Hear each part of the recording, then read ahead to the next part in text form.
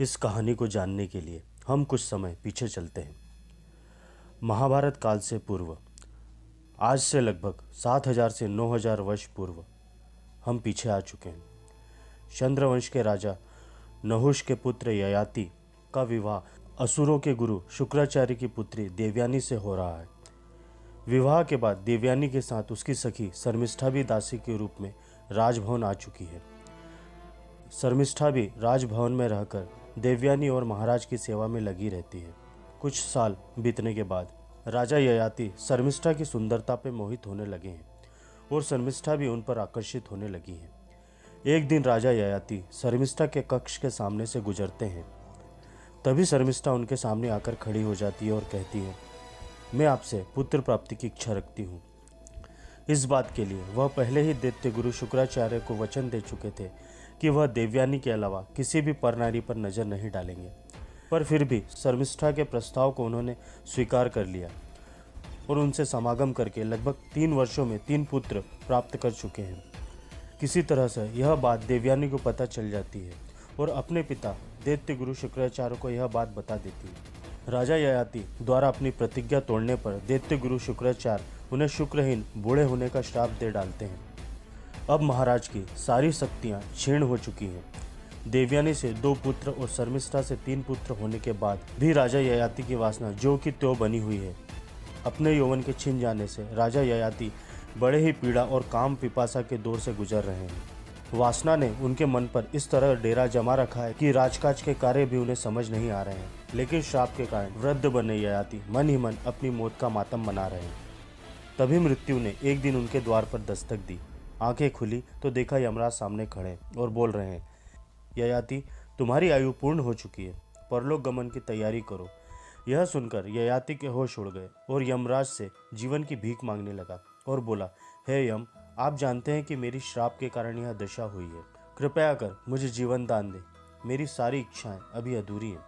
आखिर ययाति की वासना याचना बनकर निकल गई। यम बोले, ऐसा नहीं हो सकता ययाति, हर मनुष्य के जीवन में एक निश्चित समय होता है। उस आयु को भोगने के बाद सबको विदा लेना ही पड़ता है, यही नियम है। फिर भी ययाति गिड़गिड़ाकर बोला, हे प्रभु, सारे पृथ्वीवासियों की मृत्यु आप ही के अधीन है। आप काल के भी महाकाल कहे जाते हैं। यदि आप कृपया करें तो यह संभव है।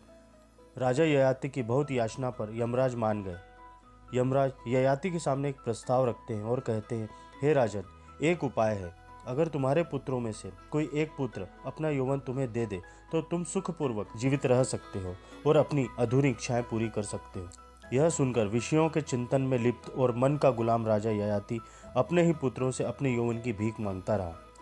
अधिकांश पुत्र इस अवस्था में वासना के वशीभूत होकर अपने पिता को दुत्कार कर अपना यौवन देने से मना कर देते हैं। किंतु राजा ययाति की दासी शर्मिष्ठा के छोटे पुत्र पुरु को अपने पिता की अवस्था पर दया आ जाती है और अपने पिता को यौवन देने को राजी हो जाता है। पुरु का त्याग देखकर यमराज को बड़ा ही आश्चर्य होता है और यमराज पुरु से इसका कारण पूछते हैं। तब पुरु कहता है, सांसारिक भोगों की आसक्ति ठीक नहीं है, क्योंकि मैं अपने ही पिता की दशा देख सकता हूँ और कल यह दशा मेरी भी होनी ही है। पुरु की दूरदर्शिता देख यमराज उसको जीवन मुक्ति का आशीर्वाद देते हैं और ययाति को 100 वर्ष की आयु प्रदान करते हैं। 100 वर्ष बाद यमराज फिर लौटे और देखते हैं राजा ययाति कई रानियों के साथ सैकड़ों बच्चे पैदा करने के बाद भी अतृप्त दिखाई देता है। ययाति फिर से अतृप्त इच्छाओं की पूर्ति के लिए जीवन दान देने के लिए याचना करने लगता है। यमराज ने फिर से वही प्रस्ताव रखा। एक बार फिर से कई पुत्रों में से एक पुत्र अपना यौवन देने के लिए तैयार हो जाता है। इस प्रकार यह प्रसंग 10 बार घटित होता है। राजा ययाति अपने 10 पुत्रों के यौवन से 100 वर्ष करके 1000 वर्ष पूर्ण कर लेता है। जब 1 सहस्त्र वर्ष तक भोग में लिप्त ययाति को तृप्ति नहीं मिली तो विषय वासना से उसे घृणा हो गई। जब अंतिम बार यमराज का आगमन हुआ तब राजा ययाति ने पश्चाताप व्यक्त करते हुए यमराज से कहा, भोगों को हमने नहीं भोगा बल्कि भोगों ने ही हमें भोग लिया। हमने तप नहीं किया बल्कि हम ही स्वयं तप्त हो गए। काल समाप्त नहीं हुआ पर हम ही समाप्त हो गए और तृष्णा कभी जीर्ण नहीं हुई पर हम ही जीर्ण हो गए। हे देव, भोग और वासनाओं के कुचक्र में फंसकर मैंने अपना अमूल्य जीवन व्यर्थ ही बर्बाद किया और इस तरह पश्चाताप करते हुए अपनी बची हुई आयु अपने पुत्र को देकर वन में तपस्या करने चले गए।